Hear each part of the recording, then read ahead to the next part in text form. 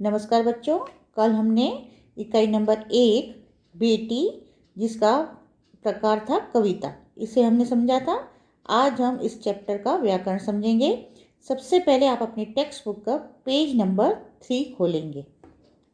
अब सबसे पहले देखिए, उदाहरण के अनुसार विलोम शब्द का प्रयोग कीजिए। विलोम शब्द मतलब उल्टे अर्थ बताने वाले शब्द। यहाँ पे आपको उदाहरण दे रखा है, जैसे सफल तो असफल। अब इसका वाक्य में प्रयोग करेंगे। तेनसिंग एवरेस्ट पर पहुंचने में सफल हुए। कई बार मेहनत करने पर भी आदमी असफल होता है। अब देखिए, यहाँ पे ये विलोम शब्द है सफल असफल, और इन दोनों के ऊपर वाक्य प्रयोग किया गया। इसी तरह नीचे दूसरे शब्द दिए गए हैं, उनका भी हमें विलोम शब्द लिखना है और वाक्य में प्रयोग करना है। जैसे आकाश, तो आकाश का विलोम शब्द होगा धरती। जैसे देखते देखते विमान आकाश में पहुंच गया, तो दूसरा वाक्य इसका बनेगा यात्री सुरक्षित रूप से धरती पर उतर आए। फिर दूसरा है उजियारा, तो उसका विलोम शब्द होगा अंधियारा। उजियारा मतलब प्रकाश, अंधियारा मतलब अंधेरा। सुबह उजियारा होते ही हम काम में लग गए, और इसका दूसरा होगा शाम को अंधियारा होते ही हम घर लौट आए। अब तीसरा है, देखो इधर उधर। इधर का विलोम शब्द होगा उधर। आप इधर बैठिए, वे उधर बैठेंगे। फिर फोर्थ है भलाई, तो उसका विलोम शब्द होगा बुराई। संत सबके साथ भलाई करते हैं। फिर दुष्टों को दूसरों की बुराई करने में मजा आता है। इसी तरह आप क्वेश्चन नंबर 4 देखिए। उदाहरण के अनुसार वचन परिवर्तन करके वाक्य में प्रयोग कीजिए। अब यहाँ पे आपको वचन परिवर्तन दिया हुआ है, उसका भी हमें वाक्य में प्रयोग करना है। जैसे घोड़ा, तो उसका बहुवचन होगा घोड़े। तो घोड़ा दौड़ रहा है, तो उसका बहुवचन वाक्य बनेगा घोड़े दौड़ रहे हैं। अब यहाँ पे दे रखा है मैं, तो मैं का बहुवचन होगा हम।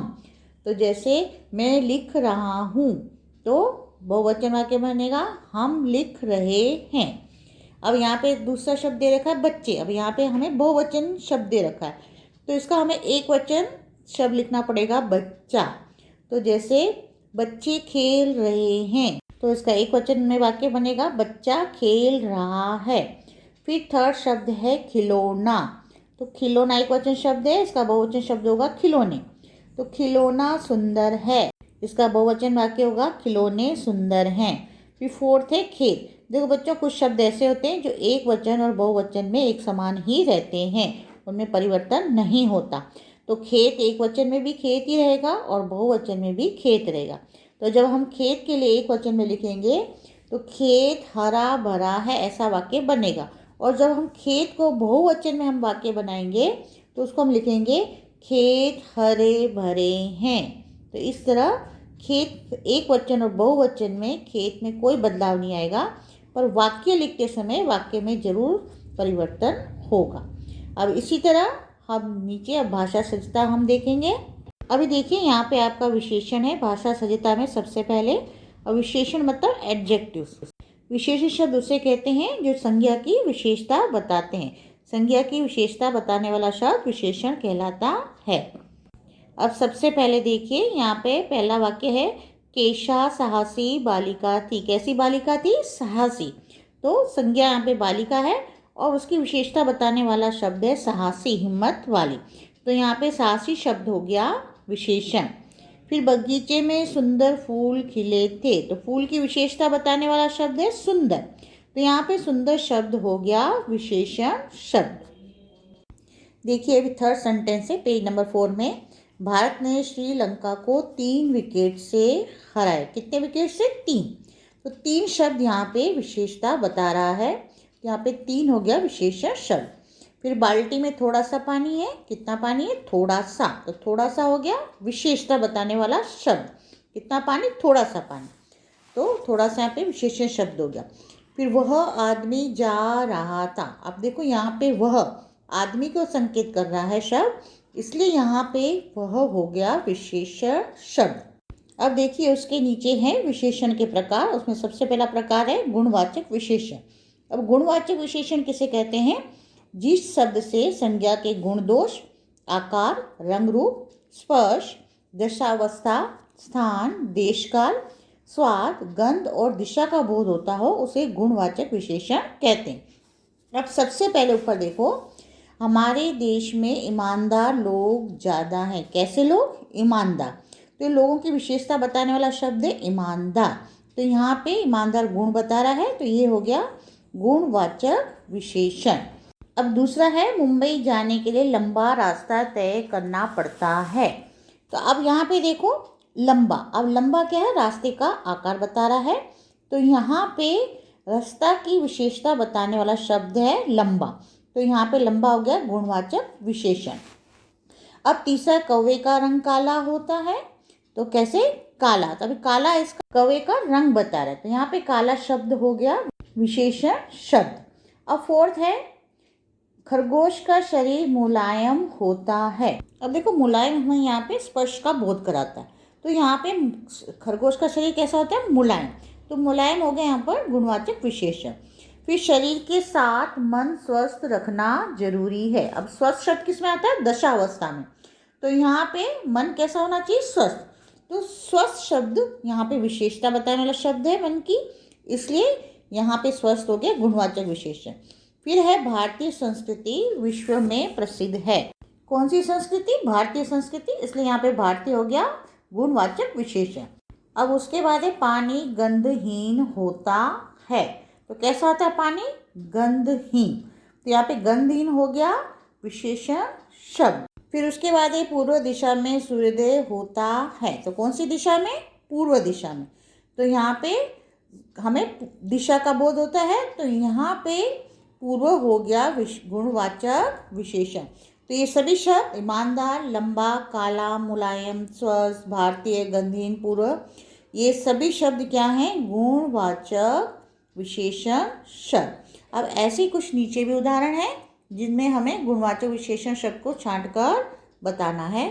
अभी यहाँ पे देखिए निम्नलिखित वाक्यों में से गुणवाचक विशेषण छांटकर लिखिए। अब वरदराज चतुर बालक था।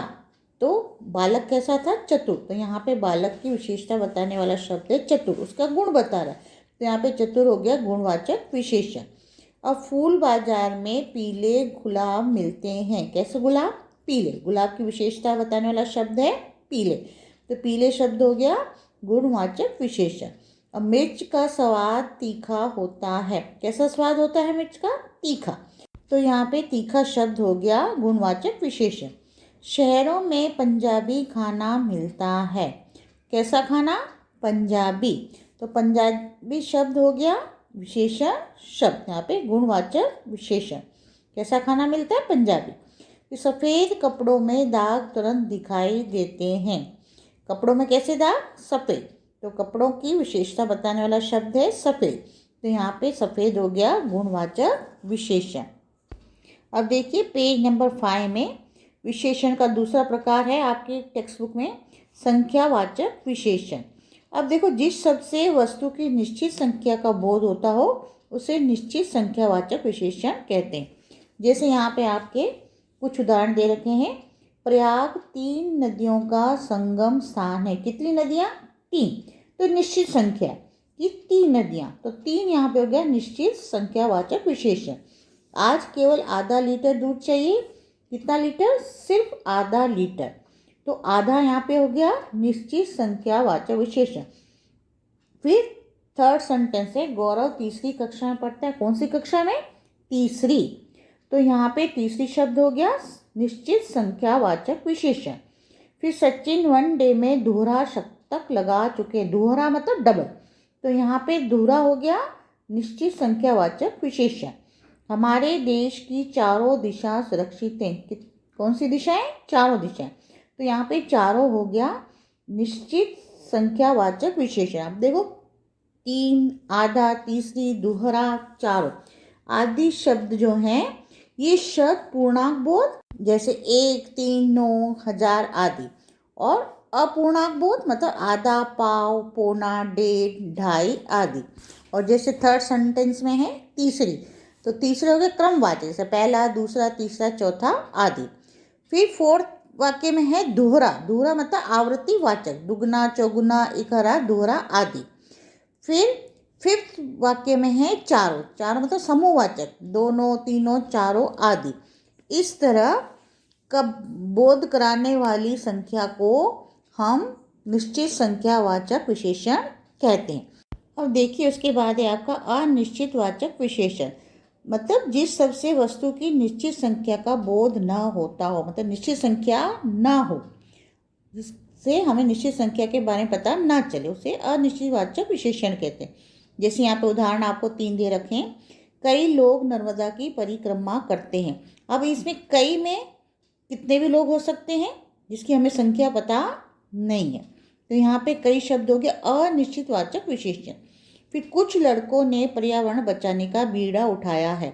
अब कुछ में कितनी भी संख्या हो सकती है जिसके बारे में हम निश्चित नहीं है, इसलिए यहाँ पे कुछ शब्द हो गया अनिश्चित वाचक विशेषण।